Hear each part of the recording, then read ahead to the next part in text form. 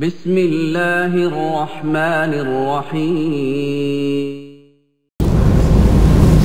إن الحمد لله نحمده ونستعينه ونستغفره ونعوذ بالله من شرور أنفسنا ومن سيئات أعمالنا من يهده الله فلا مضل له ومن يضلل فلا هادي له وأشهد أن لا إله إلا الله وأشهد أن محمدا عبده ورسوله أما بعد அன்புள்ள இஸ்லாமிய சகோதர சகோதரிகளே, இன்றைய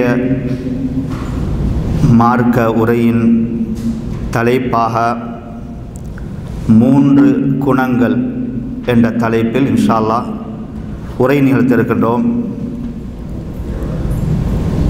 இந்த தலைப்பில் முழுமையாக எங்களுக்கு நிறைவு செய்ய முடியாமல் போனால் இன்ஷா அல்லாஹ் அதனுடைய தொடரை நாங்கள் அடுத்து வரக்கூடிய எங்களுடைய உரைகளில் நாங்கள் இன்ஷா அல்லாஹ் பார்க்கலாம். அந்த 3 குணங்கள் என்ன என்பதை அல்லாஹு தாலா 3வது அத்தியாயம் 134வது வசனத்தில் சொல்கின்றான். முதலாவது பண்பு ஒரு முஃமினுக்கு இருக்க வேண்டிய முதலாவது பண்பு 3வது அத்தியாயத்தில் 134வது வசனத்தில் அல்லாஹ் தஆலா சொல்கின்றான், செல்வ நிலையிலும் வறுமையிலும், அதாவது ஒருவர் செல்வ செழிப்புடன் இருக்கும் நிலையிலும், அதே போன்று அவருக்கு கஷ்டம் சிரமங்கள் வியாபாரத்தில் பிஸ்னஸில் வரும் பொழுது அந்த நிலையிலும் என்ன செய்வார்? அவர் செலவழிப்பார். 2வது கோபத்தை அடக்கிக் கொள்வார். அவருக்கு கோபம் வரும் பொழுது அந்த கோபத்தை வெளிப்படுத்தக்கூடிய எல்லா வாய்ப்பும் இருந்தும் அவர் என்ன செய்வார்? அதை அடக்கிக் கொள்வார். 2வது. 3வது, மனிதர்களிடமிருந்து அவருக்கு ஏற்படக்கூடிய தவறுகள் இருக்கின்றன, குற்றங்கள், இவைகளை மன்னித்து விடுவார். இந்த 3 நற்குணங்கள் இந்த வசனத்தில் அல்லாஹ் தஆலா சொல்கின்றான். முதலாவதாக நாங்கள் இன்றைய உரையில் பார்க்க போவது, பிறர் எங்களுக்கு செய்யக்கூடிய குற்றங்களை நாங்கள் மன்னிக்க வேண்டும். மன்னித்து விடுதல் ஒரு முஃமினுடைய மிகச்சிறந்த பண்பு. அதைத்தான் இன்ஷா அல்லாஹ் முதலாவதாக நாங்கள் பார்க்க இருக்கின்றோம். அதற்கு முன்னால் நற்குணங்களை பற்றி ஒரு சுருக்கமாக நாங்கள் தெரிந்து கொண்டு அதுக்கப்புறம் எங்களுடைய தலைப்புள்ள வரலாம். அன்புள்ள இஸ்லாமிய சகோதர சகோதரிகளே, அல்லாஹு தஆலா எவ்வாறு எங்களுக்கு தொழுமாறு நோன்பு வைக்குமாறு கட்டளையிட்டிருக்கின்றானோ அதே போன்று நல்ல குணங்களுடன் நாங்கள் வாழ வேண்டும். நல்ல பண்புகளுடன் ஒரு முஸ்லிம் என்ன செய்ய வேண்டும்? தன்னுடைய வாழ்வை கொண்டு போக வேண்டும் என்றும் அல்லாஹு தஆலா விரும்புகிறான். நற்குணம் உள்ளவர்களை அல்லாஹு தஆலா நேசிக்கின்றான், தீய குணம் உள்ளவர்களை வெறுக்கின்றான். அல்லாஹ் மாத்திரமல்ல, மனிதர்களும் வெறுப்பார்கள்.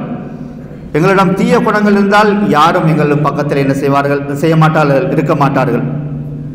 நபிமார்களிடம் இந்த பண்பு நிறைய நற்குணங்கள் நல்ல பண்புகள் மணிமார்களிடம் இருந்தன. அதே போன்று நல்லடியார்கள் இவர்களிடமெல்லாம் இந்த நல்ல பண்புகள் இருந்தன. அதே போன்று நாங்களும் எங்களிடம் நல்ல பண்புகளை நாங்கள் என்ன செய்ய வேண்டும்? வளர்த்து கொள்ள வேண்டும்.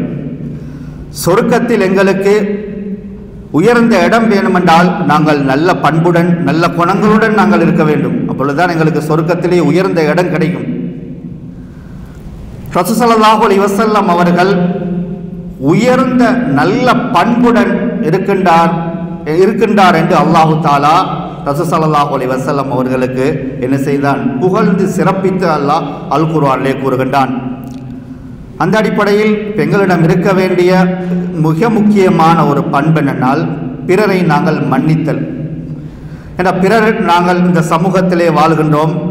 சமூகத்திலே வாழும் பொழுது எங்களுக்கு சமூகத்திடமிருந்து பல இன்னல்கள் பிரச்சனைகள் வரும். அவர்களிடமிருந்து எங்களுக்கு தாங்கிக் கொள்ள முடியாத வார்த்தைகள் எல்லாம் அவர்கள் பேசி எங்களுடைய உள்ளத்தை என்ன செய்வார்கள்? புண்படுத்துவார்கள். இவெல்லாம் சிந்திக்கும் பொழுது நான் எப்படி இவனை மன்னிப்பது என்று சொல்லி எல்லாம் எங்கள் உள்ளத்திலே தோணும். ஆனால் அது தவறு. மன்னிக்க மாட்டேன் என்று நாங்கள் முடிவெடுப்பது மிகப்பெரிய தவறு. ஒருவர் எங்களுக்கு அடித்து விட்டால் அவரை எப்படியாவது ஒரு அடிக்கு பல அடி அடித்து விட்டுத்தான் என்னுடைய ஆத்மா சாந்தி அடையும் என்று சிலர் நினைக்கின்றார்கள். இன்னும் சிலர் யாராவது அவரை ஏசிவிட்டால் அவரையும் அவருடைய குடும்பத்தையும் சேர்த்து நான் திட்டி தீர்த்தால்தான் எனக்கு நிம்மதியான தூக்கம் வரும் என்று நினைக்கின்றார்கள். வியாபாரத்தில் அவருக்கு ஏதாவது மோசடி ஏதாவது நஷ்டத்தை ஏற்படுத்திவிட்டால் அவருடைய வியாபாரம் அவருடைய பொருளாதாரத்தை எப்படியாவது முடக்க வேண்டும், இல்லாவிட்டால் என்னுடைய மனம் சாந்தி அடையாது என்று நினைக்கின்றார்கள். இதெல்லாம் தவறானது. ஏனென்றால் ஒரு சிலர் நினைக்கின்றார்கள், நான் எத்தனை முறை தான் இவரை மன்னிப்பது, எனக்கு பல முறை இவர் இப்படி என்னுடன் இப்படி தவறான பேச்சுக்களை பேசியிருக்கின்றார், திட்டி இருக்கின்றார், இப்படி இருக்கும் பொழுது நான் எந்த அளவுக்கு தான் இவரை மன்னிப்பது என்று நினைக்கின்றார். ஆனால் இவர்கள் ஒரு விஷயத்தை என்ன செய்ய மறந்து விடுகின்றார்கள். ஏனென்றால் நாங்கள் ஒவ்வொரு நாளும் பாவம் செய்யக்கூடியவர்கள், ஒவ்வொரு நாளும் பாவம் செய்யக்கூடியவர்கள். பாவம் செய்துவிட்டு அல்லாஹ்விடத்திலே நாங்கள் மன்னிப்பு கேட்கின்றோம். அல்லாஹ் தஆலா முடிவெடுத்து விட்டால் நான் எப்படி இவனை மன்னிப்பது, இவன் இவ்வளவு பாவம் செய்துவிட்டு என்னிடத்திலே கையேந்துகின்றான், நான் எவ்வாறு இவரை மன்னிப்பது என்று அல்லாஹ் எங்களை கைவிட்டு விட்டால் சிந்தித்து பாருங்கள். இப்படி சொல்லக்கூடியவர் நான் அவரை மன்னிக்கவே மாட்டேன், எப்படி நான் மன்னிப்பது என்று சொல்லி நம்ம நினைக்கின்றோம். நம்ம நினைக்கக்கூடிய நாம பாவம் செய்துவிட்டு அல்லாஹ்விடத்திலே மன்றாடுகின்றோம், கையேந்துகின்றோம். அப்படி இருக்கும்போது அல்லாஹ் எப்படி எங்களை மன்னிக்க வேண்டும் என்று நாங்கள் விரும்புவது? அதனால் அல்லாஹ் தஆலா அனைத்து பாவங்களையும் மன்னிக்கக்கூடியவன். அதே போன்று நாங்களும் என்ன செய்ய வேண்டும், பிறர் எங்களுக்கு எவ்வளவு பெரிய தவறுகளை செய்தாலும் நாங்கள் அவர்களை மன்னிக்க வேண்டும். பிறரின் குற்றங்களை மன்னித்து விடுதல் மிகச்சிறந்த ஒரு நல்ல பண்பு. பிறர் எங்களுக்கு செய்யக்கூடிய குற்றங்களை நாங்கள் மன்னித்து விடுவது மிகச்சிறந்த நட்பண்பு என்பதை நாங்கள் புரிந்து கொள்ள வேண்டும். இந்த பண்பின் மூலம் பகைவர் கூட எங்களுக்கு ஒரு நல்ல நண்பனாக மாறுவார். நான் சொல்லவில்லை, அல்லாஹ் சொல்கின்றார் பாருங்கள், வலா தஸ்தவில் ஹஸனத்து வலஸ் ஸய்யா இத்ஃபா பில்லதி ஹிய அஹ்ஸன். அல்லாஹ் தஆலா சொல்கின்றான், நன்மையும் தீமையும் சமமாகாது. சமமாகுமா? சமமாகாது. இத்ஃபா பில்லதி ஹிய அஹ்ஸன், ஒரு தீமையை நல்லதை கொண்டு தடுப்பீராக. அதாவது யாராவது எங்களுக்கு ஒரு தீங்கு செய்தால் ஒரு நன்மையை கொண்டு நாங்கள் அந்த தீமையை தடுக்க வேண்டும். அல்லாஹ் சொல்லி தொடர்ந்து சொல்கின்றான், ஃபைதல்லதி பைனக வபைனஹு அதாவத்துன் கஅன்னஹு வலியுன் ஹமீம். உங்களுக்கும் அவருக்கும் இடையில் பகைமை இருந்தால் நீங்கள் இந்த மன்னிக்கும் அந்த பண்பின் மூலம் அவர் உங்களுக்கு நெருங்கிய நண்பராகி விடுவார். சொல்லிட்டு அல்லாஹ் சொல்வான், வமா யுலகாஹா இல்லல்லதீன ஸபரு. இது யாருக்கு கிடைக்கும் என்றால் பொறுமையுடன் சகிப்புத்தன்மையுடன் இருக்கக்கூடியவர்களுக்கு தான் இது கிடைக்கும். வமா யுலகாஹா இல்லா து ஹஸ்ஸின் அதீம். வேற யாருக்கு கிடைக்கும்? நல்ல மகத்தான பண்புள்ளவருக்கும் இது கிடைக்கும் என்று அல்லாஹ் தஆலா சொல்கின்றான்.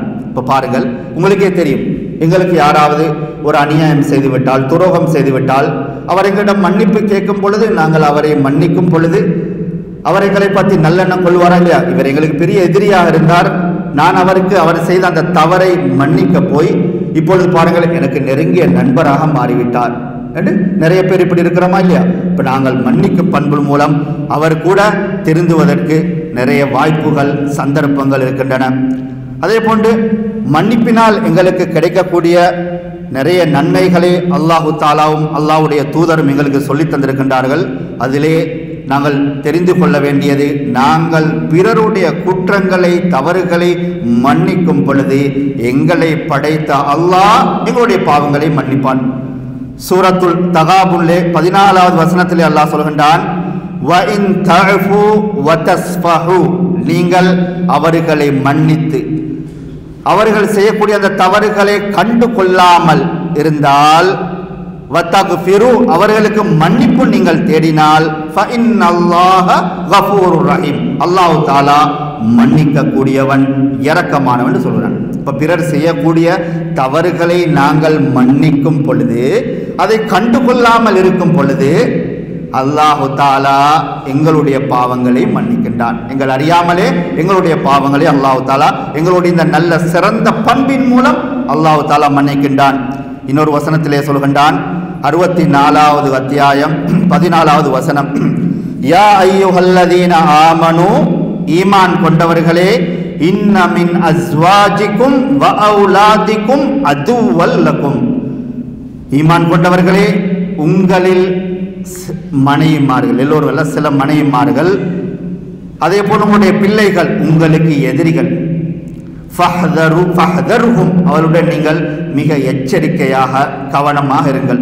சொல்லிட்டு அல்லாஹ் சொல்றான், வ இன் தஅஃபு வ தஸ்ஃபஹு வ தக்ஃபிரு ஃபஇன்னல்லாஹ கஃபூருர் ரஹீம், நீங்கள் அவர்களை மன்னித்து, அவர்கள் செய்த குற்றங்களை தவறுகளை மன்னித்து அதை நீங்கள் கண்டுகொள்ளாமல் இருந்தால் அல்லாஹ் தஆலா உங்களை மன்னிப்பான் என்று சொல்றான். இப்போ மனைவிமாரிடம் எங்களுக்கு சில நேரங்களில் ஏச்சு பேச்சுக்கள் வரும், அவர்கள் எங்களுக்கு சில நேரம் துரோகங்கள் செய்வார்கள். அதே போல் பிள்ளைகள்கிட்ட எங்களுக்கு தாங்க முடியாத அவர்கள் வேதனைகள் எங்களுக்கு என்ன செய்வார்கள், வாய்ப்பேச்சின் மூலமோ அல்லது செயலின் மூலமே காட்டியிருப்பார்கள்.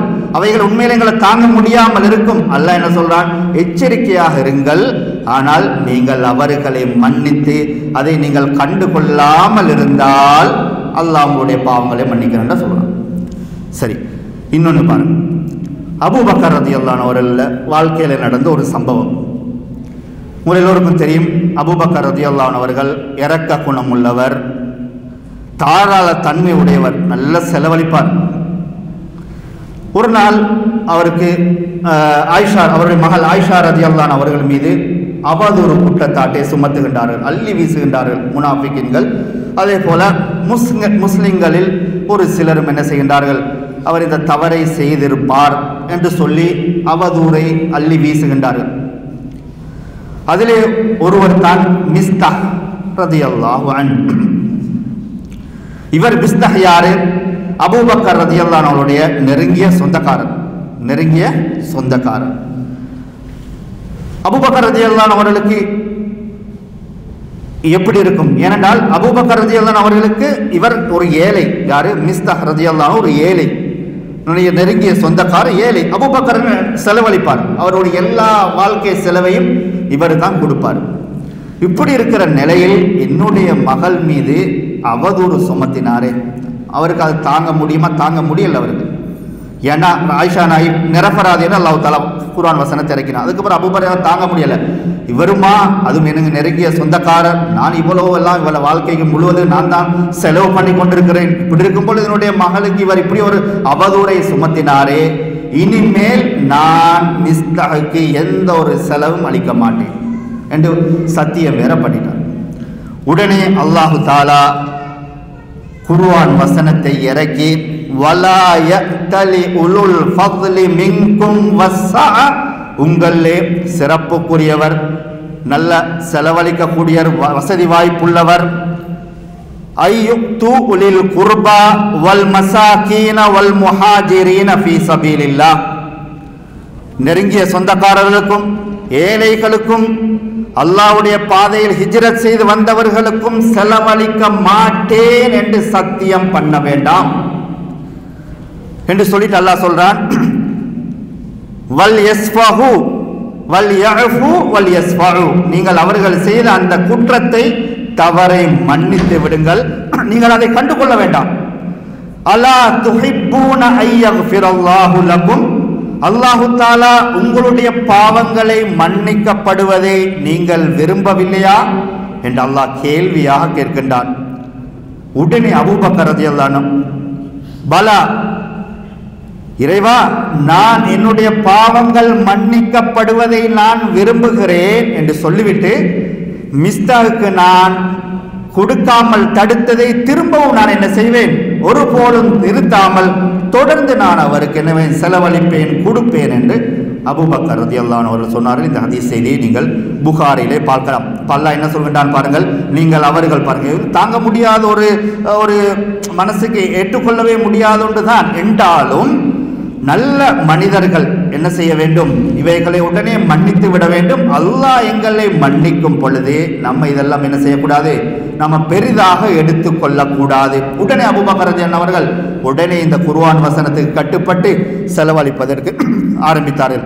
அதே போன்று நாங்கள் பிறரின் குற்றங்களை மன்னிக்கும் பொழுது எங்களுக்கு கிடைக்கக்கூடிய இன்னொரு நன்மை என்ன தெரியுமா?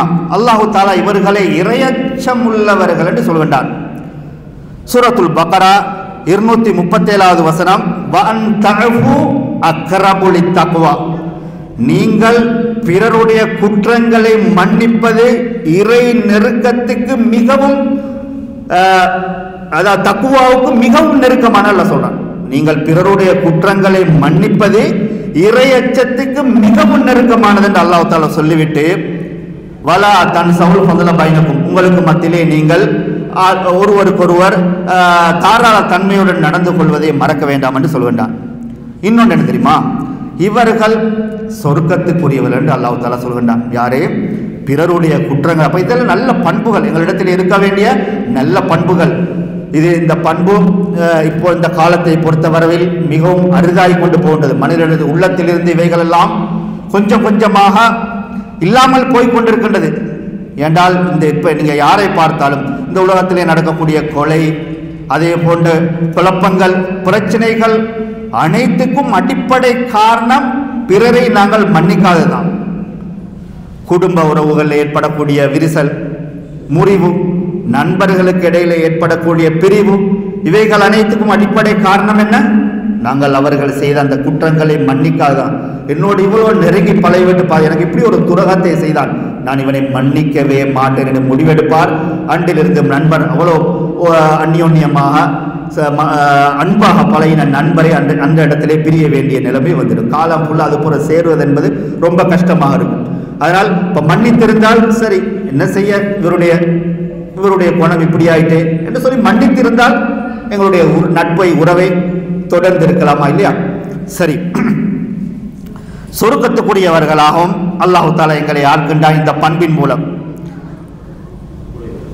3வது அத்தியாயம் 133வது வசனம் அல்லாஹு தஆலா சொல்கின்றான், வசாரிஉ இலா மக்ஃபிரத்தின் மிர் ரப்பிக்கும் வ ஜன்னத்தின், நீங்கள் அல்லாஹ்வின் மன்னிப்பின் பாலும் சொர்க்கத்தின் பாலும் விரைந்து செல்லுங்கள்.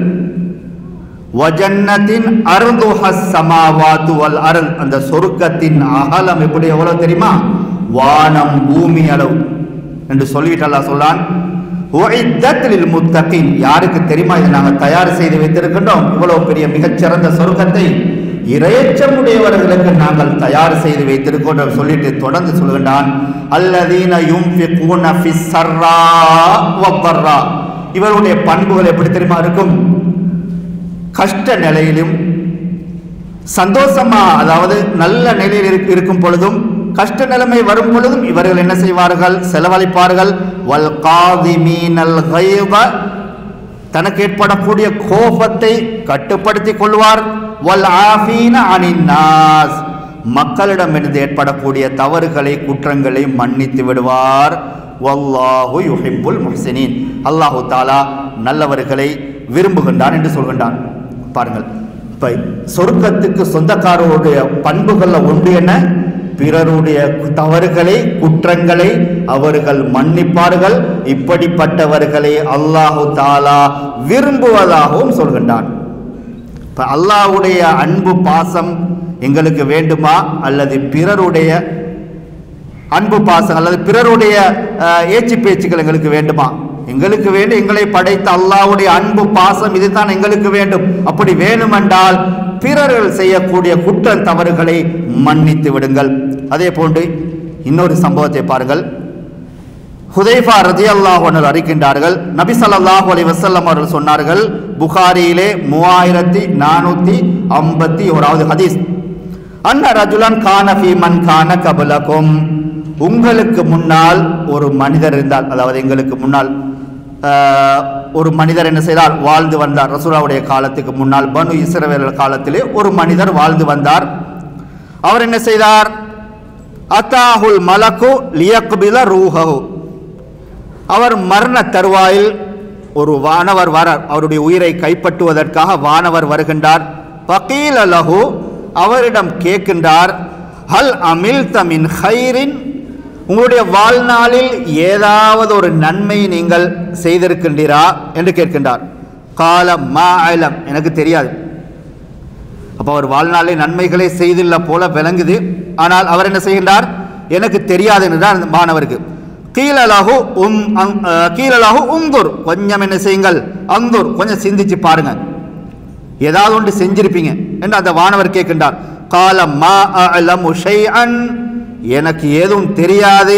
கைர என்றாலும் அன்னி குந்து உபாயுன் நாஸ ஃபித் துன்யா வ உஜாஸிஹிம், நான் என்ன செய்ய, உலகத்தில் இருக்கும் பொழுது, உலகத்திலே வாழும் பொழுது, இப்போ அவர் மரண தருவாயிலே தான் இருக்கிறார், உலகத்தில் நான் வாழும் பொழுது மக்களுடன் என்ன செய்தேன், கொடுக்கல் வாங்கல் செய்தேன். ஃபங்குருல் மூசிர, பெண்ணிடத்திலே கடன் வாங்குவார்கள், கடன் வாங்கும் பொழுது வசதி வாய்ப்பு உள்ளவர்களுக்கு நான் என்ன செய்வேன், சரி கால தாமதம் கொடுப்பேன், பின்னாடி கொடுங்க பிரச்சனை கிடையாது என்று சொல்லி நான் என்ன செய்வேன், கால தாமதம் அவர்களுக்கு கொடுப்பேன்.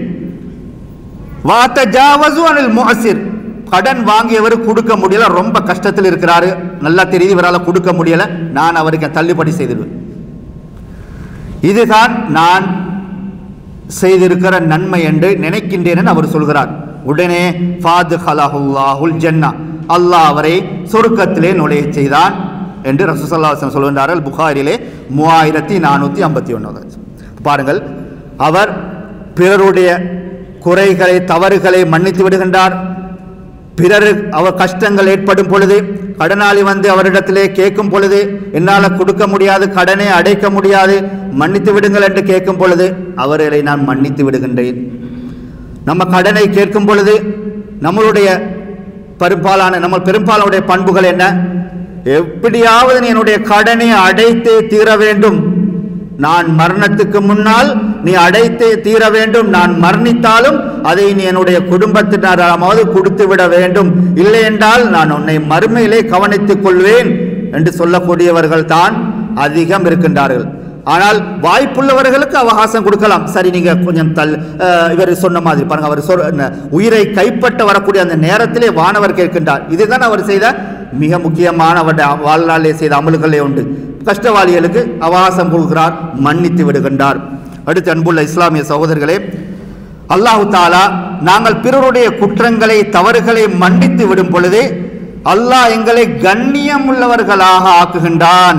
ரசூல் ஸல்லல்லாஹு அலைஹி வஸல்லம் அவர்கள் சொல்கின்றார்கள், அபூ ஹுரைரா ரலியல்லாஹு அன்ஹு அறிவிக்கின்றார்கள், முஸ்லிமிலே பதிவு செய்யப்பட்டிருக்கின்ற ஹதீஸ், மா நகஸத் சதகத்துன் மின் மால், நீங்கள் தர்மம் செய்யும் பொழுது உங்களுடைய தர்மத்திலிருந்து எந்த ஒன்றும் குறையாது, நீங்கள் கொடுக்கும் பொழுது உங்களுடைய பணத்திலே பொருளே ஏதும் குறையாது என்று சொல்லிவிட்டு, வமா ஜாதல்லாஹு அப்தன் பிஅஃபின் இல்லா இஸ்ஸன், யாராவது ஒரு அடியான் பிறருடைய குற்றங்களை மன்னிக்கும் பொழுது அல்லாஹு தாலா அவரை கண்ணியப்படுத்தாமல் இருப்பதில்லை என்று ரசூல் ஸல்லல்லாஹு அலைஹி வஸல்லம் சொல்கின்றார்.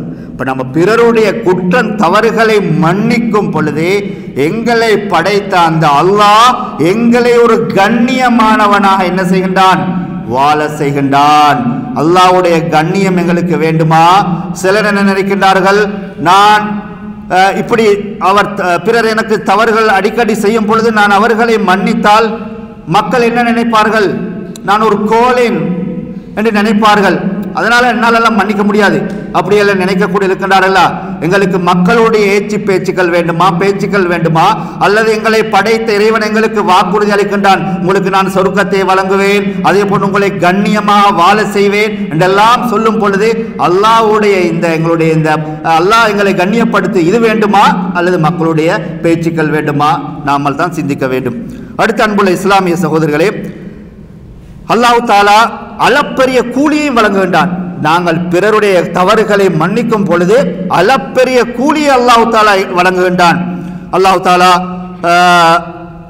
வஜஸாஉ ஸய்யிஅத்தின் ஸய்யிஅத்துன், அல்லாஹ் என்ன செய்கின்றான், நீங்கள் தீமைக்கு தீமை தான் கூலி, ஒரு தீமைக்கு ஒரு தீமை தான் கூலி. அதாவது யாராவது எங்களுக்கு கண்ணை எங்களுக்கு குருடாக்கினாலோ அவருக்கும் அதுக்குரிய கூலி என்ன, அவருடைய கண்ணையும் எங்களுக்கு குருடாக்கலாம். இதுதான் இஸ்லாத்துடைய தீர்வு. அல்லாஹ் சொல்லிவிட்டு சொல்றான், ஃபமன் அஃபா வ அஸ்லஹ நீங்கள் அவரை மன்னித்து அதை கண்டு கொள்ளாமல் இருந்தால் ஃபஅஜ்ருஹு அலல்லாஹ், உங்களுடைய கூலி அல்லாஹ்விடம் இருக்கின்றது. அல்லாஹ் சொல்கிறார்.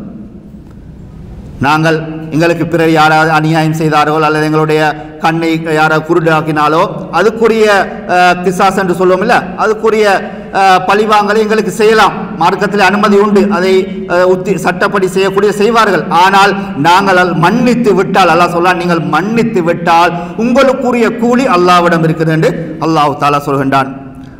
அடுத்து அன்புள்ள இஸ்லாமிய சகோதரர்களே, நாங்கள் பிறருடைய தவறுகளை குற்றங்களை மன்னிக்காவிட்டால் ஏற்படக்கூடிய இழப்புகள், நாங்கள் இவ்வளவு நேரம் பார்த்ததென எங்களுக்கு கிடைக்கக்கூடிய நன்மைகள், அதே போன்று பிறருடைய தவறு குற்றங்களை நாங்கள் மன்னிக்காவிட்டால் அதனால் ஏற்படக்கூடிய பாதிப்புகள் என்ன, அதை நாங்கள் தெரிந்து கொள்ள வேண்டும்.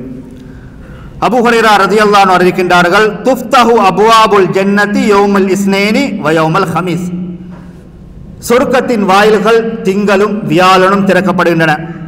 ஃபயக்ஃபிரு லிகுல்லி அப்தின் லா யுஷ்ரிகு பில்லாஹி ஷையன், அல்லாஹ்வுக்கு இணை வைக்காத ஒவ்வொரு அடியானுக்கும் அல்லாஹ் தஆலா பாவ மன்னிப்பை வழங்குகின்றான். இல்லா ரஜுலன், ஒரே மனிதரை தவிர, கானத் பைனஹு வ பைன அஹீஹி ஷஹ்னா, அவருக்கும் அவருடைய சகோதரருக்கும் மத்தியிலே விரோதம் குரோதம் இருந்திருக்கும். ஃபயுகாலு அன்திரு ஹாதைன், இந்த ரெண்டு பேருக்கும் கொஞ்சம் அவகாசம் கொடுங்கள். ஹத்தா யஸ்தலிஹா, ரெண்டு பேரும் சேரும் வரைக்கும். அன்திரு ஹாதைனி ஹத்தா யஸ்தலிஹா, 3 முறை அல்லாஹ் சொல்வான், அவகாசம் கொடுங்கள், அவகாசம் கொடுங்கள், ரெண்டு பேரும் ஒத்துமையாய் சேரும் வரைக்கும் என்று அல்லாஹ் தஆலா 3 முறை அவகாசம் கொடுக்குமாறு வானவர்களுக்கு சொல்லுவான். சரி, இந்த 2 பேரும் ஒத்துமையாக இல்லை என்றால், இவர் அவருடைய குற்றம் குறையை மன்னிக்காவிட்டால் என்ன ஆகும்? ஏதாகும்? மரணம். கடைசியில் அவருக்கு என்ன செய்யும்? மரணம் வரைக்கும் அவருக்கு இந்த அவருடைய பாவங்கள் மன்னிக்கப்படாது. ஏன்னா திங்கள் வியாழன் அல்லாஹ்விட சொர்க்கத்துடைய வாயில் திறக்கப்படுகின்றன. அனைவருக்கும் அல்லாஹ் தஆலா மன்னிப்பு வழங்குகின்றான். 2 பேருக்கு இடையிலே குரோதம் விரோதம் உள்ளவருக்கு மன்னிப்பு கிடையாது. அப்படி இருக்கும் பொழுது மன்னிக்காவிட்டால் எப்படியுமே அந்த 2 பேர் ஒன்று சேர போறது கிடையாது. ஆனால் குற்றம் இழைத்தவர் அவருடைய உள்ளம் குறுகுறுத்துட்டு இருக்கும். அவருடைய உள்ளம் என்ன செய்யும்? அவருடைய படப்படத்து இருக்கும். நான் எப்படியாவது போய் அவரிடம் மன்னிப்பு கேட்க வேண்டும் என்று அவர் கவலை இருக்கும். இவரிடம் மன்னிப்பு கேட்டு இவர் மன்னிக்காவிட்டால் அதனுடைய குரோதம் விரோதம் தொடரும். அப்படித்தானே? தொடரும். தொடர்ந்தால் என்ன ஆகும்? பாவங்கள் மன்னிக்கப்படாது என்பதை நாங்கள் தெரிந்து கொள்ள வேண்டும். அடுத்து என்ன?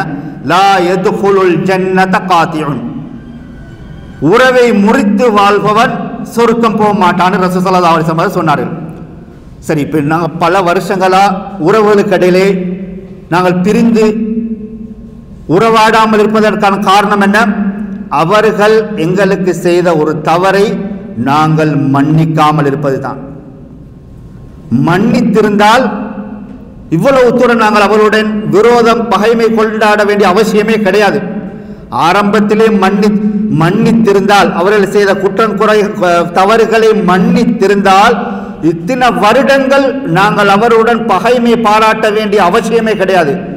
அவன் என்னுடைய நிலத்தை மாறித்தான், அதே போன்று என்னுடைய பிள்ளையை திட்டினான், அடித்தான், பக்கத்து வீட்டுக்காரோட பல வருஷங்கள் பேசாமல் இருக்கின்றார்கள், அதே போன்று இரத்த உறவுகளுடன் பல வருடங்கள் பேசாமல் இருக்கின்றார்கள். இது எல்லாத்துக்கும் அடிப்படை காரணம் என்ன?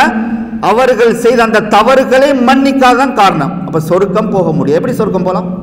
லா யதுகுலுல் ஜன்னத காத்தியுன், உறவை பிரிந்து வாழ்பவன் சொர்க்கம் போக முடியாது என்று ரசூல் ஸல்லல்லாஹு அலைஹி வஸல்லம் அவர்கள் சொல்கின்றார்கள். அன்புள்ள இஸ்லாமிய சகோதரர்களே, இன்னொன்றை நாங்கள் தெரிந்து கொள்ள வேண்டும். பிறர் எங்களிடத்திலே வந்து மன்னிப்பு கேட்டால் நாங்கள் எங்களுடைய மனதை கல்லாக்காமல் மனதை என்ன செய்யுங்கள்? இரக்க குணமாக மாற்றிக்கொள்ளுங்கள். ஏனென்றால் சிலர் என்ன செய்கின்றார்கள்? மன்னிப்பு கேட்கும் பொழுது, நான் எப்படி உன்னை மன்னிப்பேன்? நீ செய்த தவறு சாதாரண தவறா? எப்படி மன்னிப்பது என்று சொல்லி என்ன செய்வார்கள்? கடினமாக நடந்து கொள்வார்கள். அவருடைய உள்ளங்கள் உண்மையில் கல் நெஞ்சமாக தான் இருக்கும் அப்படி பேசக்கூடியவர்கள். ஏனால் இந்த சம்பவத்தை கவனிங்கள். அபூ தர்தா ரலியல்லாஹு அன்ஹு இருக்கின்றார்கள், கால குந்து ஜாலிசன் இந்த நபி ஸல்லல்லாஹு அலைஹி வஸல்லம், நான் ரசூல் ஸல்லல்லாஹு அலைஹி வஸல்லம் அவருடன் அமர்ந்திருந்தேன். இது அக்பல் அபூபக்கர் ரலியல்லாஹு அன்ஹு ஆஹிதன் பிதரஃபி ஸௌபிஹி ஹத்தா அபதான் ருக்பதைஹி, தன்னுடைய ஆடையின் ஒரு ஓரத்தை பிடித்துக்கொண்டு அவருடைய முட்டங்கால் வெளியிலே தெரிகிற அளவுக்கு என்ன செய்ய இழுத்து பிடித்துக்கொண்டு வேகமாக வந்தார். ஃபகால நபி ஸல்லல்லாஹு அலைஹி வஸல்லம் அமா சாஹிபுக்கும் ஃபகத் காமர், உங்களுடைய தோழர் வழக்காடி விட்டு வந்திருக்கின்றார். ஃபஸல்லம, வந்த அபூபக்கர் சலாம் சொன்னார் ரலியல்லாஹு அன்ஹு. வகால இன்னி கான பைனி வ பைன இப்னுல் ஹத்தாப் ஷை, எனக்கும் உமர் இப்னுல் ஹத்தாப் ரலியல்லாஹு அன்ஹு அவர்களுக்கும் இடையில் ஏதோ ஒரு பிரச்சனை நடந்தது. ஃபஅஸ்ரஅது இலைஹி சும்ம நஜ்தும்து, நான் அவரை ஏதோ வேகமா என்ன செய்ய ஏதோ ஒரு பேச்சினாலோ ஏதோ ஒரு தாக்கினேன், பேச்சினாலோ ஏதா இருக்கலாம். பின்னர் நான் கவலை அடைந்து ஃபஸஅல்துஹு அன் யக்ஃபிர லீ ஃபஅபா அலைய, நான் அவரிடம் மன்னிப்பு கேட்டேன், அவரை மன்னிக்க மறுத்தார். ஏதோ நான் தான் முந்தி விட்டேன், அவருக்கு ஏதோ ஒரு வார்த்தையை பேசிவிட்டேன், அந்த கவலைப்பட்டேன். பின்னாடி உடனே நான் அவரிடம் மன்னிப்பு கேட்டேன், அவர் எனக்கு மன்னிப்பு தரவில்லை. ஃபஅக்பல்து இலைக யா ரசூலல்லாஹ், நான் அதனால் தான் உங்களிடம் வந்தேன். ஃபகால யக்ஃபிரல்லாஹு லக யா அபா பக்கர் ஸலாசன், ரசூல் ஸல்லல்லாஹு அலைஹி வஸல்லம் அவர்கள் அபூபக்கரை அல்லாஹ் உங்களுடைய பாவங்களை மன்னிப்பான் என்று 3 முறை சொன்னார்கள். சும்ம இன்ன உமர் நதிம, பின்ன உமர் ரலியல்லாஹு அன்ஹு அவர்களுக்கும் மனம் உறுத்துது. அபூபக்கர் என்னிடம் மன்னிப்பு கேட்டார், நான் மன்னிக்கவில்லை. என்ன செய்கின்றார்? விரைந்து ஓடுகின்றார் அவருடைய வீட்டை தேடி. யாருடைய? அபூபக்கர். பாருங்கள், எங்களுக்கு தான் இப்படி எல்லாம் மனசு வருவதில்லை. நாங்கள் எங்களுடைய உள்ளத்தை கல் நெஞ்சமாக்கி வைத்திருக்கின்றோம். அதனால் தான் நாங்கள் பிறருடைய குற்றங்களை மன்னிப்பு கேட்டால் கூட மன்னிக்காமல் இருக்கின்றோம். அதனால் அபூபக்கர் ரலியல்லாஹு அன்ஹு வீட்டை தேடி ஓடுகின்றார். ஃபஅதா மன்சில அபூபக்கரின் ஃபஸஅல அபூபக்கர், அபூபக்கர் ரலியல்லாஹு அன்ஹு அவர்கள் இல்லை என்று சொல்லப்பட்டவுடன் என்ன செய்கின்றார்? ரசூல் ஸல்லல்லாஹு அலைஹி வஸல்லம் அவரிடம் உமர் ரலியல்லாஹு அன்ஹு வருகின்றார். வரும் பொழுது ரசூல் ஸல்லல்லாஹு அலைஹி வஸல்லம் அவருடைய முகம் என்ன செய்ய கோபத்தினால் முகம் மாறிவிட்டது. காரணம் என்ன? அபூபக்கர் ரலியல்லாஹு அன்ஹு முக்கியமான ஒரு சஹாபி, உங்களுக்கு தெரியும். மன்னிப்பு கேட்டு கூட உமர் மன்னிக்கவில்லை. அதனால் ரசூல் ஸல்லல்லாஹு அலைஹி வஸல்லம் அவர்களுக்கு கடுமையான கோபம் வந்து முகம் மாறிவிட்டது. உடனே என்ன செய்தார்? அபூபக்கர் பயந்து விட்டார். பயந்து என்ன செய்கின்றார்? யா ரசூலுல்லாஹ், என் மேல் தான் தவறு இருக்கின்றது, நான் தான் இந்த முதல்ல தவறு செய்து விட்டேன், எனவே என்மேல் தான் தவறு இருக்கின்ற அபூபக்கர் ரலியல்லாஹு தன்னுடைய மேலே தவறை என்ன செய்தார்? தவறை போட்டுக்கொண்டு, யா ரசூலல்லாஹ் வல்லாஹி இன்னி குன்து அஸ்லம் மர்ரத்தைன், 2 முறை செய்தார், நான் தான் அநியாயம் செய்து விட்டேன் யா ரசூலுல்லாஹ். ஃபகால நபி ஸல்லல்லாஹு அலைஹி வஸல்லம், அப்பதான் ரசூல் ஸல்லல்லாஹு அலைஹி வஸல்லம் சொன்னார்கள், இன்னல்லாஹ பஅஸனி இலைக்கும் ஃபகுல்தும் கதப்த, அல்லாஹ் தஆலா என்னை உங்களுக்கு தூதராக அனுப்பினான், நீங்கள் எல்லோரும் பொய்ப்பித்தீர்கள். ஆனால் அபூபக்கர் என்னை உண்மைப்படுத்தி அவருடைய பொருளாதாரத்தின் மூலம் எனக்கு உதவி செய்தார். என்னுடைய தோழரை நீங்கள் மன்னிக்க வேண்டாமா என்று ரசூல் ஸல்லல்லாஹு அலைஹி வஸல்லம் அவர்கள் என்ன செய்தார்கள்? ரசூல் ஸல்லல்லாஹு அலைஹி வஸல்லம் அவர்கள் கேட்டார்கள். 2 முறை கேட்டார்கள். இப்போ பாருங்கள், 2 பேருக்கு இடையில நடந்த பிரச்சனை. ஆனால் ஆரம்பத்தில் என்ன செய்த? ஏதோ கோபத்தினால் நான் மன்னிக்க மாட்டேன்னு சொல்லிவிட்டார். திரும்ப கவலைப்படுகின்றார், ஓடி வந்து மன்னிப்பு கேட்கணும். அல்ஹம்துலில்லாஹ் மன்னிக்கப்பட்டு. இப்படித்தான் எங்களுடைய உள்ளம் இருக்க வேண்டும் என்பதற்காக வேண்டி இந்த சம்பவத்தை சொன்னேன். அன்புள்ள இஸ்லாமிய சகோதரர்களே, சிலர் கேட்கலாம், நான் எத்தனை முறை தான் மன்னிப்பது? அவர் தவறு செய்ய செய்ய மன்னிச்சுட்டே இருக்கலாமா என்று சொல்லி கேட்கலாம். மன்னியுங்கள் சகோதரர்களே, நாங்கள் எத்தனை முறை தான் பாவங்கள் ஒரு நாளைக்கு செய்துவிட்டு படைத்தவனிடம் கையேந்துகிறோமா இல்லையா? கையேந்துகிறோம். அப்போ அல்லாஹ் முடிவெடுத்து விட்டால் நான் எப்படி என்னுடைய அடியார்களை இவனை மன்னிப்பது? இவனுடைய உள்ளம் இப்படி இருக்கும் பொழுது நான் எப்படி மன்னிப்பது என்று அல்லாஹ் முடிவெடுத்து விட்டால் எங்களுடைய நிலைமை என்ன? சிந்தித்து பாருங்கள். அதனால் ரசூல் ஸல்லல்லாஹு அலைஹி வஸல்லம் சொன்ன ஹதீஸை கவனியுங்கள். ஜாஅ ரஜுலுன் இலன் நபி ஸல்லல்லாஹு அலைஹி வஸல்லம் ஃபகால யா ரசூலல்லாஹ், ஒரு மனிதர் அல்லாஹ் தூதரிடம் வந்து, யா ரசூலல்லாஹ், அல்லாஹ்வின் தூதரே, கம் அஃபு அனில் காதிப், என்னுடைய பணியாளை நான் எத்தனை முறை தான் மன்னிப்பது? தவறு செய்வார்ல பணியால், எங்களுக்கு கீழே வேலைக்கு இருப்பவர், ஏதோ அவரிலிருந்து குற்றம் தவறுகள் வரத்தான் செய்யும், எத்தனை முறை தான் நாம் மன்னிப்பது என்று ரசூலுல்லாஹ்விடம் கேட்ட நேரத்தில் ஃபஸமத அன்ஹு நபி ஸல்லல்லாஹு அலைஹி வஸல்லம், ரசூல் ஸல்லல்லாஹு அலைஹி வஸல்லம் அவர்கள் மௌனமாக இருந்தார்கள். சும்ம கால யா ரசூலல்லாஹ் கம் அஃபு அனில் காதிம், நான் என்னுடைய பணியாளை எத்தனை முறை தான் மன்னிப்பது என்று கேட்ட நேரத்தில் குல்ல யௌமின் 70 மர்ரா, ஒவ்வொரு நாளும் 70 முறை மன்னியுங்கள் என்றார் ரசூல் ஸல்லல்லாஹு அலைஹி வஸல்லம். இந்த ஹதீஸ் திருமீதிலே 1949 ஹதீஸாக பதிவு செய்யப்பட்டிருக்கின்றது. ஆதாரபூர்வமான ஹதீஸ். இன்னொரு ஹதீஸ் இருக்கின்றது, ஆனால் பலவீனமான ஹதீஸ், அதை நீங்கள் தெரிந்து கொள்ள வேண்டும். கால ரசூல் ஸல்லல்லாஹு அலைஹி வஸல்லம், மன் இஅ்ததர இலா அஹீஹி பிமஃபிரத்தின் ஃபலம் யக்பல்ஹா, உங்களுடைய ஒருவர் அவர் செய்த தவறுக்காக தன் சகோதரிடம் போய் மன்னிப்பு கேட்டு அவர் மன்னிக்காவிட்டால் கான அலைஹி மிஸ்லு ஹதீஅத்தி சாஹிபு மக்ஸ், அதாவது அநியாயமான முறையில் வரி வசூலிப்பா இருக்கிறல்ல அவருடைய பாவத்தை போன்று இவருக்கும் கிடைக்கும் என்று ஒரு ஹதீஸ் இருக்கிறது. ஆனால் ஹதீஸ் பலவீனமான ஹதீஸ். புரிஞ்சுதா? மன்னிக்காவிட்டால் அநியாயமான முறையிலே வரி வசூலிப்பா இருக்கிறல்ல அவருக்கு எவ்வளவு பாவம் கிடைக்குமோ அந்த அளவு பாவம் இவருக்கும் கிடைக்கும் என்று சொல்லி ஒரு ஹதீஸ் இருக்கின்றது. அந்த ஹதீஸ் பலவீனமான ஹதீஸ். அடுத்த அன்புள்ள இஸ்லாமிய சகோதரர்களே, ரசூல் ஸல்லல்லாஹு அலைஹி வஸல்லம் அவருடைய வாழ்க்கையில் நடந்த சில சம்பவங்களையும் இந்த தலைப்பிலே நாங்கள் சொன்னால் மிக மிக பொருத்தமாக இருக்கும். ஏனென்றால் ரசூல் ஸல்லல்லாஹு அலைஹி வஸல்லம் அவர்கள் தான் எங்களுக்கு முன்மாதிரி. இல்லை, நாங்கள் அவரை தான் பின்பற்ற வேண்டும். அவர் தான் எங்களுக்கு முன்மாதிரியாக இருக்கின்றார். ரசூல் ஸல்லல்லாஹு அலைஹி வஸல்லம் அவருடைய வாழ்க்கையில் நடந்த இந்த சம்பவங்களை நாங்கள் எடுத்து படிக்கும் பொழுது ஒன்று என்ன, எங்களுக்கு அவர் மீது அன்பு அதிகரிக்கும். ரசூல் ஸல்லல்லாஹு அலைஹி வஸல்லம் அவர்கள் இப்படி நல்ல குணம் படைத்தவரா, தன்னை கொலை செய்ய வந்தவருக்கே இப்படி மன்னிப்பு கொடுத்த இந்த ரசூலுல்லாஹ் இவ்வளவு பெரிய நற்குணங்களை கொண்டவரா என்று அவர் மீது எங்களுக்கு இன்னும் அன்பு அதிகரிக்கும். அதே போன்று நாங்களும் இந்த ரசூலுல்லாஹ்வுடைய இந்த குணங்களை நாங்களும் எங்களுடைய வாழ்க்கையில் எடுத்து நடக்க வேண்டும் என்ற ஒரு ஆசை ஆர்வம் எங்களுக்கு ஏற்படும். ஒரு சிலதை மாத்திரம் நான் இந்த இடத்திலே பதிவு செய்கின்றேன். முதலில் நாங்கள் இந்த ஹதீஸை தெரிந்து கொள்ளுங்கள். சுயிலத் ஆயிஷா ரதியல்லாஹு அன்ஹா, ஆயிஷா ரதியல்லாஹு அன்ஹாவிடம் அன் ஹுலுகி ரசூலில்லாஹி ஸல்லல்லாஹு அலைஹி வஸல்லம், அல்லாஹ்வின் தூதர் ஸல்லல்லாஹு அலைஹி வஸல்லம் அவர்களின் பண்புகள் பற்றி கேட்கப்பட்டது. ரசூலுடைய பண்புகள் எப்படி இருந்தது என்று கேட்கப்பட்டது. ஆயிஷா ரதியல்லாஹு அன்ஹா பதிலளிக்கின்றார்கள், லம் யகுன் ஃபாஹிஷன் வலா முத்தஃபஹிஷன். ரசூல் ஸல்லல்லாஹு அலைஹி வஸல்லம் அவர்கள் அருவருப்பான பேச்சுக்களை பேசுபவராகவோ அருவருப்பான பேச்சுக்களை பேசுவதற்கு பிறரை தூண்டுபவராகவோ இருக்கவில்லை. வலா சஹாபன் ஃபில் அஸ்வாக், மார்க்கெட்டில் குரலை உயர்த்தி பேசக்கூடியவராகவும் ரசூலுல்லாஹ் இருக்கவில்லை. வலா யஜ்ஸி பிஸய்யத்தி ஸய்யத, அவருக்கு ஏதாவது பாவம் தவறுகள் மக்கள் செய்தால் அந்த தவறை என்ன செய்வார்கள், அவர் தவறு அவரே அடுத்த தவறை அவர் செய்ய மாட்டார். பிறர் செய்த அதே குற்றத்தை அவரும் திருப்பி செய்ய மாட்டார். சூனியக்காரன் சொன்னால் அவர் திருப்பி சூனியக்காரன் சொல்ல மாட்டார். அநியாய பொய்யன் என்று சொன்னால் அவர் பொய்காரன் திரும்ப அடுத்தவருக்கு சொல்ல மாட்டார். கல்லெடுத்து அடித்தால் இவர் திரும்ப கல்லெடுத்து அடிக்க மாட்டார். சூனியக்காரன் சொன்னால் இவர் திரும்ப அவரை பார்த்து நீயும் சூனியக்காரன் சொல்ல மாட்டார். அதுதான் அதோடைய அர்த்தம். வலாக்கின் யஃபு வயஸ்ஃபஹு, என்ன சொல்றார், மாறாக அவர் பிறர் செய்த தவறுகளை மன்னித்து விடுவார், கண்டுகொள்ள மாட்டார். அதுதான் முக்கியம். நம்ம எங்களுடைய வார்த்தையில் அந்த சொல்ற இந்த வார்த்தைனா கண்டுகொள்ள மாட்டோம், இதெல்லாம் பிரச்சனை கிடையாது என்று நம்ம விடுவோம் இல்லையா, கண்டுகொள்ள மாட்டார் தான் வல் யஸ்ஃபு என்னுடைய அர்த்தம். சரி, இன்னொரு ஹதீஸை பாருங்கள். ரசூல் ஸல்லல்லாஹு அலைஹி வஸல்லம் அவர்கள் தனக்கு யாராவது ஏதாவது அநியாயங்கள் தவறுகள் செய்தால் அதுக்கு யாரையும் பழி வாங்க மாட்டார். அது யாரா இருந்தாலும் சரி, ஏழையா இருக்கலாம், சிறுவர்களா இருக்கலாம், காபிர்களா இருக்கலாம், யாரா இருந்தாலும் தனக்கு ஏதாவது ஒரு அநியாயம் செய்தால் ஒரு நாளும் அவர்களுக்கு பழி வாங்கவே மாட்டார். ஆனால் அல்லாஹ்வுடைய விஷயத்தில், மார்க்க விஷயத்தில் யாராவது ஏதாவது எதிர்த்து பேசினாலோ தவறிழைத்தாலோ அப்பொழுதுதான் ரசூலுல்லாஹி ஸல்லல்லாஹு அலைஹி வஸல்லம் அவர்கள் அல்லாஹ்வுடைய விஷயத்தில் மட்டும்தான் என்ன செய்வார், பழி வாங்குவார். அதை எடுத்து பழி வாங்குவார், எடுத்து சொல்லுவார், இப்படி செய்யக்கூடாது தவறு என்று எடுத்து சொல்லுவார் என்று ஆயிஷா ரதியல்லாஹு அன்ஹா இருக்கின்றார்கள்.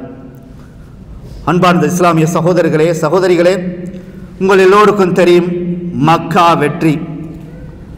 ரசூல் ஸல்லல்லாஹு அலைஹி வஸல்லம் அவர்கள் 13 வருடங்கள் மக்காவில் இருந்தார்கள். சாதாரண துன்பங்கள் எல்லாம் அனுபவித்தார்கள். பல துன்பங்கள், ஏச்சு பேச்சுக்கள், அது மகிழ்ச்சி, உடம்பு ரீதியாகவும் அவர்கள் துன்பப்பட்டார்கள், உள்ள ரீதியாகவும் அவர்கள் பாதிக்கப்பட்டார்கள். பல இன்னல்கள், துன்பங்கள், கஷ்டங்களை அனுபவித்தார். உங்கள் எல்லோருக்கும் தெரியும் 13 வருடங்கள், ஒரு வருடங்கள்ல 13 வருடங்கள். அதே போன்று மதீனாவுக்கு வந்தும் கிட்டத்தட்ட 8 வருடங்கள் இதே நிலையில் தான் பல துன்பம் கஷ்டங்களை அனுபவித்தார்கள் இந்த காபிர்களிடமிருந்து, எதிரிகளிடமிருந்து. மக்கா வெற்றி கொள்ளப்பட்டது ஹிஜ்ரி 8வது வருடம். எவ்வளவு பெரிய அநியாயக்காரர்கள் எல்லாம் ரசூலுல்லாஹ்க்கு சூழ்ச்சி செய்தவர்கள், ரசூலுல்லாஹை கொலை செய்த வந்தவர்கள், ரசூலுல்லாஹுடைய குடும்பத்தினர், குறிப்பாக ஹம்சா ரலியல்லாஹு அவர்களை கொலை செய்தவர்கள், அதே போன்று எத்தனையோ ரசூலுல்லாஹ்க்கு விருப்பமான சஹாபாக்களை கொலை செய்தவர்கள் எல்லாம் இருப்பார்கள். அத்தனை பேரையும் ரசூலுல்லாஹ் மன்னித்தார்களா இல்லையா? ரசூலுல்லாஹ் இரத்தம் சிந்தினார்களா மக்கா வெற்றியின் போது? கிடையவே கிடையாது. அத்தனை பேரையும் ரசூல் ஸல்லல்லாஹு அலைஹி வஸல்லம் அவர்கள் மன்னித்து விட்டதா தன்னுடைய பெருந்தன்மையை அந்த இடத்திலே வெளிப்படுத்தினார்கள். அதன் மூலம் எத்தனை பேர் தான் இஸ்லாத்துக்குள்ளே நுழைந்தார்கள்? அபூ சுஃபியான் ரலியல்லாஹு அன்ஹு இஸ்லாத்திலே நுழைந்தார்கள். காலித் இப்னு வலீத், அதே போன்று இக்ரிமா ரலியல்லாஹு அன்ஹு, இவர்கள் அனைவரும் இந்த ரசூலுல்லாஹ்வின் இந்த நல்ல பண்பு, பிறரை மன்னிக்கும் அந்த நல்ல பண்பின் மூலம்தான் இவர்கள் அனைவரும் இஸ்லாத்தை ஏற்றுக்கொண்டார்கள் என்பதை நாங்கள் தெரிந்து கொள்ள வேண்டும். ஒரே சம்பவத்தை நாங்கள் சொல்லி எங்களுடைய உரையை முடித்துக்கொள்வோம். இன்ஷா அல்லாஹ் எங்களுடைய தொடர் நம்ம அடுத்த வாய்ப்புகள் கிடைக்கும் பொழுது இந்த தலைப்பு நான் சொன்ன ஆரம்பத்திலே சொன்ன உங்களுக்கு நீளமான தலைப்பு, அதனால் அடுத்தடுத்த வாய்ப்புகள் கிடைக்கும் பொழுது நம்ம இன்ஷா அல்லாஹ் இந்த தலைப்பை நம்ம தொடருவோம். அபூ ஹுரைரா ரலியல்லாஹு அன்ஹு அறிவிக்கின்றார்கள், பஅஸன் நபி ஸல்லல்லாஹு அலைஹி வஸல்லம் கைலன் கிப்ல நஜ்தின். ரசூல் ஸல்லல்லாஹு அலைஹி வஸல்லம் நஜ்த் பிரதேசத்துக்கு ஒரு குதிரை படை அனுப்பினார்கள்.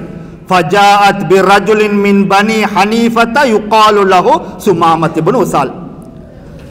சுமாமத் இப்னு உசால் என்ற ஒரு கைதியை இந்த சஹாபாக்கள் பிடித்து கொண்டு வந்தார்கள். எங்க ரசூல் அனுப்பினார்கள்? ஒரு குதிரை படையை நஜித் பிரதேசத்துக்கு அனுப்பினார்கள். சஹாபாக்கள் சுமாமா என்பவரை கைதியாக பிடித்து கொண்டு வருகின்றார்கள். பிடித்து வந்தது மாத்திரமல்ல, ஃபரபதூஹு பிசாரியத்தின் மின் சவாரில் மஸ்ஜித். ரசூலுல்லாஹ்வுடைய பள்ளி இருக்கல மதீனால, அதுல ஒரு தூணில் என்ன செய்ய அவரை போட்டு கட்டி விட்டார்கள். ஃபகரஜ இலைஹி நபி ஸல்லல்லாஹு அலைஹி வஸல்லம், ரசூல் ஸல்லல்லாஹு அலைஹி வஸல்லம் அவர்கள் வருகின்றார்கள். ஃபகால மா இந்தக யா சுமாமா, சுமாமாவே என்ன நினைக்கிறீங்க என்று ரசூலுல்லாஹ் அவரை பார்த்து கேட்கின்றார். ஃபகால இந்தி கைருன் யா முஹம்மத், முஹம்மதே நான் நல்லா இருக்கிறேன். இன் தக்துலனி தக்துல் தா தமின், நீங்கள் என்னை கொலை செய்தால் கொலை செய்வதற்கு ஒரு உரிமை உள்ளவரை தான் கொலை செய்கின்றீர்கள். ஒரு கைதி, காஃபிர், ஒரு கைதி, கொலை செய்வதற்கு தகுதியான ஒருவரைத்தான் நீங்கள் கொலை செய்ய போகின்றீர்கள். வஇன் துன்இம் துன்அம் அலா ஷாக்கிரின், நீங்கள் எனக்கு அருள் செய்தால் நன்றியுள்ள ஒருவருக்குத்தான் நீங்கள் அருள் செய்கின்றீர்கள் என்று சொல்லிட்டு, வஇன் குந்த துரீதுல் மால் ஃபசல் மின்ஹு மாஷித், உங்களுக்கு செல்வ சொத்துக்கள் வேணுமென்றால் கேளுங்கள் கொடுக்கின்றேன் என்று சொன்னார். ஃபதுரிக ஹத்தா கானல், மறுநாள் வரை ரசூலா விட்டுட்டு போயிட்டார் அவரை. சும்மா கால லஹு, மறுநாள் வர ரசூலா, மா இந்தக யா சுமாமா, சுமாமாவே என்ன நினைக்கிறீங்க? குல்து லக இன் துன்இம் துன்இம் அலா ஷாக்கிர், நான் நேற்று சொன்னதை தான் திரும்பவும் சொல்கிறேன். நீங்கள் நன்றி செலுத்த, நீங்கள் எனக்கு அருள் செய்தால் நன்றியுள்ள ஒருவருக்குத்தான் நீங்கள் அருள் செய்கின்றீர் என்று சொன்னேன். பத்தரகவு ஹத்தா கான பாதல்கத், திரும்பவும் விட்டார். மறுநாளும் வருகின்றார், மறுநாளும் இதே கேள்வி கேட்டார், இதே பதிலை சொல்கின்றார். அதுக்கு பின்னால் ரசூல் ஸல்லல்லாஹு அலைஹி வஸல்லம் சொன்னார், அத்லிகு சுமாமத, சுமாமாவே என்ன செய்யுங்கள்? விட்டுடுங்க. சரி, இவரை நம்ம என்ன செய்வோம்? விட்டுடுவோம். பாவம் இல்லை, நம்ம விட்டுடுவோம். ஃபன்தலக இலா நஹ்லின் கரீபின் மினல் மஸ்ஜித், ரசூலுல்லாஹ்வுக்கு பள்ளிக்கு பக்கத்திலே ஒரு பேரீச்சம் தோட்டம் இருந்தது. அந்த தோட்டத்துக்கு போய் ஃபக்தஸல சும்ம தஹல் மஸ்ஜித், குளித்து விட்டு பள்ளிக்குள்ள வாரார். வந்து என்ன சொல்கின்றார் பாருங்கள், ஆச்சரியமான வார்த்தை. அஷ்ஹது அல்லா இலாஹ இல்லல்லாஹு வ அஷ்ஹது அன்ன முஹம்மதன் ரசூலுல்லாஹ், நான் அல்லாஹ்வையும் அல்லாஹ்வுடைய தூதரையும் ஏற்றுக்கொள்கின்றேன் என்று ஷஹாதா, அந்த கலிமாவை மொழிகின்றார். யார்? சுமாமா ரலியல்லாஹு அன்ஹு அவர்கள். சொல்லிவிட்டு அவர் சொல்ல வார்த்தையை பாருங்கள். ஃபகத் அஸ்பஹ வஜ்ஹிக், அவர் சொல்ல வார்த்தையை நல்ல கவனியுங்கள். யா முஹம்மத், முஹம்மதே, வல்லாஹி மா கான அலல் அர்தி வஜ்ஹுன் அப்கத இலைய மின் வஜ்ஹிக், இந்த பூமியிலே எனக்கு ஒரு வெறுப்புக்குரிய ஒரு முகமாக இருந்தால் அது உங்களுடைய முகமாக தான் இருந்தது. பார்க்கும் பொழுது ஒரு வெறுப்புணர்வோடு தான் உங்களை பார்க்கின்றேன், அப்படி ஒரு வெறுப்பு எனக்கு இருந்தது. ஆனால் இப்பொழுது இந்த பூமியிலே எனக்கு ஒரு விருப்பமான ஒரு முகமாக இருந்தால் அது உங்களுடைய முகம்தான் என்று சொல்கின்றார். தொடர்ந்து சொல்கின்றார்,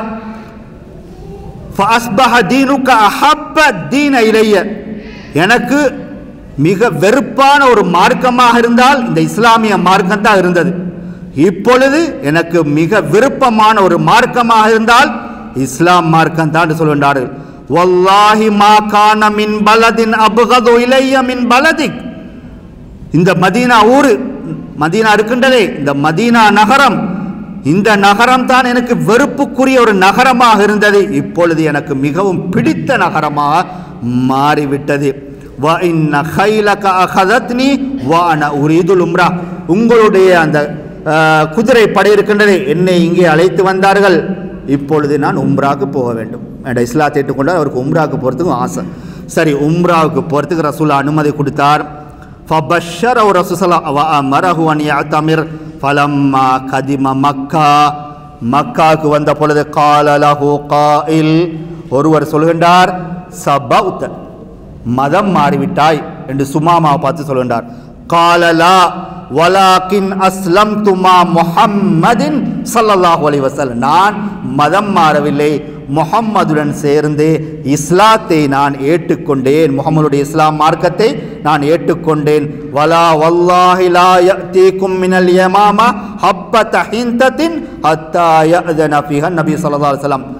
யமாமா என்ற அந்த ஊரிலிருந்து தான் இவர்களுக்கு, இந்த மக்கா காஃபிர்களுக்கு அங்கிருந்து தான் தானியங்கள் வரும், உணவுகள் வரும். இவர் சொல்கின்றார், ரசூல் ஸல்லல்லாஹு அலைஹி வஸல்லம் அவர்கள் அனுமதி வழங்கும் வரைக்கும் எந்த ஒரு தானியமும் இனிமேல் உங்கள் மக்காவுக்குள்ள வராது யமாமாவிலிருந்து சொல்கின்றார். இது புகாரிலே 4772வது ஹதீஸாக பதிவு செய்யப்பட்டிருக்கிறது. பண்புள்ள இஸ்லாமிய சகோதரிகளை சிந்தித்து பாருங்கள், ரசூல்லாவுக்கு எவ்வளவு பெரிய எதிரியாக, அவருடைய முகத்தை பார்க்கறதுக்கே பிடிக்காம இருந்தார். அப்படிப்பட்ட ஒருவர் ரசூல்லாவுடைய அந்த மன்னிப்பின் மூலம் இஸ்லாத்தை ஏற்றுக்கொண்டது மாத்திரமல்ல, உம்ராவும் செய்துவிட்டு இந்த காஃபிர்களுக்கு எதிராக அவர்களே மிரட்டும் அளவுக்கு மாறிவிட்டாரா இல்லையா? ரசூல் ஸல்லல்லாஹு அலைஹி வேற அறிவிப்பிலே வருகின்றது, ரசூல் ஸல்லல்லாஹு அலைஹி வஸல்லம் அவர்கள் எந்த ஒன்றையும் தடுக்கக்கூடாது, அவர்களுக்கு போகக்கூடிய உணவு எந்த ஒன்றையும் தடுக்கக்கூடாது என்று சொல்லி சுமாமா ரலியல்லாஹு அன்ஹு சொன்னதாக வேறு அறிவிப்புகளே வருகின்றது. அன்புள்ள இஸ்லாமிய சகோதரிகளே, இத்துடன் நம்ம செய்வோம். நேரம் ஆயிட்டல, நம்ம நிறுத்திக் கொள்வோம் இன்ஷா அல்லாஹ். இதனுடைய தொடரை நம்ம அடுத்த வாய்ப்புகள் கிடைக்கும் போது பார்க்கலாம் இன்ஷா அல்லாஹ். ஜஸாக்குமுல்லாஹ் ஹைர்.